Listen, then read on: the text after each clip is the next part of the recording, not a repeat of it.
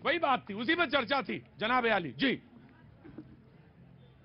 जोड़ने की बात की प्रधानमंत्री जी ने पसमानदा समाज को, अच्छी बात है। हाँ। मुझे एक शेर याद आ रहा है, हैरान हूँ गालिब तुम्हें मस्जिद में देखकर। हैरान हूँ गालिब तुम्हें मस्जिद में देख के। हैरान हूँ गालिब तुम्हें मस्जिद में देखकर, ऐसा क्या हो गया जो खुदा याद आ गए। यही कहना चाहता हूँ कि जो सारा आपने कहा, आपने भी कहा शमशान कब्रिस्तान की बात की, आपने भी कपड़ों की बात की, 80-20 की बात की, अली बजरंगबली की बात आप ही ने की। अब आप कह रहे हैं तो उसका स्वागत भी होना चाहिए कि चलिए जोड़िए। लेकिन एक चीज तो साबित हो गई है कि जो सबका साथ, सबका विकास, सबका विश्वास ये नारा खोखला था, इससे साबित हो गया कि अब जोड़ने की जरूरत पड़ रही है। तो एक चीज और, रामचरितमानस की इसमें चौपाई एक और जोड़ देता हूँ। रामचरित जवाब देना पड़ेगा तुम्हारा। बैरु अकारन सबका हूसो, बैरु अकारन सबका हूसो, जो हित करे अनहित ताहूसो। तो ये सबसे बात से होना चाहिए। इसलिए हुआ कि बिहार, उत्तर प्रदेश, झारखंड, असम में 19.36% से लेकर के 34% तक पसमानदा मुसलमान हैं और 190 सीटें आती हैं लोकसभा की। सारी बातचीत वहीं आके रुक जाती है कि पसमानदा समाज और वोट। आज तो वेश धर के भी लोग आए हैं, क्या बात है, वेश धरे हुए लोग भी आ गए हैं, यही तो बहुत अच्छी बात है। अच्छा वेश लग रहा है, देख के अच्छा लग रहा है जी। मैं आ रहा मैं बिल्कुल बिल्कुल बिल्कुल बिल्कुल जी। देखिए प्रतीक जी, ये राम जो है, रामचरितमानस जी की जो चौपाइयां गाते हैं, इनके ऊपर मुझे 4 लाइनें याद आ रही हैं। कभी रोज कत्ल करने की आदत थी जिन्हें, आज वही शख्स तेज आवाज सुनकर रोने लगता है। ये जो राम भक्तों के हत्यारे हैं, उनको उत्तर प्रदेश ने जब नकार दिया, जिनकी जमानतें जब्त करा दी, राजनीतिक जमीन खत्म कर दी, तो वो भगवान श्री रामचंद्र जी की ही शरण में आ गए हैं।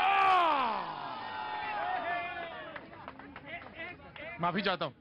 जी नहीं, ये आपका शो है, मजेदार शो है और बहुत बढ़िया शो है। अब मुझे आप समय जरूर देंगे। मुझे 3 पॉइंट रखना है, कांग्रेस पार्टी का पक्ष है और भारतीय जनता पार्टी। मैं चाल और चरित्र की तो बात नहीं करूंगा। उन्होंने एक बात और भी कही, विपक्ष को काम करने देना चाहिए अपना। जी, मैं चाल और इनकी मंशा की बात करूंगा।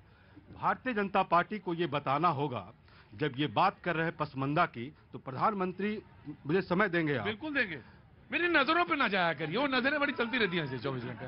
प्रधानमंत्री 2017 में भुवनेश्वर में पसमानदा के बारे में वकालत की थी, और जब उसी में जब उत्तर प्रदेश में जब इलेक्शन आया तो वो पसमानदा की बात नहीं कही और वो एक कठोर हिंदुत्व की बात करके इलेक्शन जीतने का प्रयास किया। एक बात। दूसरी बात, जब ये बात किए लाल किले से जब बात किए, जब औरतों के बारे में, महिलाओं के सम्मान के बारे में बात किए, उसी समय होम मिनिस्टर अमित शाह के ऑफिस से बिल्किस बानो के रेप और मर्डर केस में उनके लोगों को छोड़ दिया गया। किसकी बात करते हैं ये? किसकी बात करते हैं ये? जब ये अनर्गल बात की बात करते हैं तो बात करें साक्षी महाराज की, बात करें प्रज्ञा ठाकुर की, जो बात कहते हैं कि घर में छुरी को चमकाओ, छुरी का धार बढ़ाओ। बात करें प्रवेश वर्मा की, जब वो कहते हैं कि तुम इस समुदाय के लोगों से समान नहीं कर दो, जब वो कहते हैं कि तुम मुझसे मजदूरी नहीं कराओ। किसकी बात करते हैं? आपको बात करना पड़ेगा। मैं आपको ऐसा नहीं, हल्ला मचा। जब आप कहते हैं ना ये बात, तो आपको सुनने की भी मादा रखनी चाहिए। रखिए, सुनने की मादा रखिए। विपक्ष है, बोलने दीजिए। हाँ, बोलने दीजिए जी। मुझे एक बार और फिर मैं प्रधानमंत्री और अमित शाह की बात करता हूं। 1925 से 40 में हेडगवार साहब आरएसएस के प्रमुख रहे। उन्होंने क्या कहा उस समुदाय के लोगों के? ये यवन सर्प हैं। क्या प्रधानमंत्री से उल्टा होते हैं? क्या इस पर वो कुछ बोलेंगे? गोलवलकर साहब ने क्या बोला? गोलवलकर साहब ने बोला था कि इस देश में 3 तरह के इंटरनल एनिमी हैं। उसमें जिस समुदाय के लोगों की अभी पैरवी कर रहे हैं, उनमें उनका भी नाम लिया। क्या उससे अलग होते हैं? राइट। लो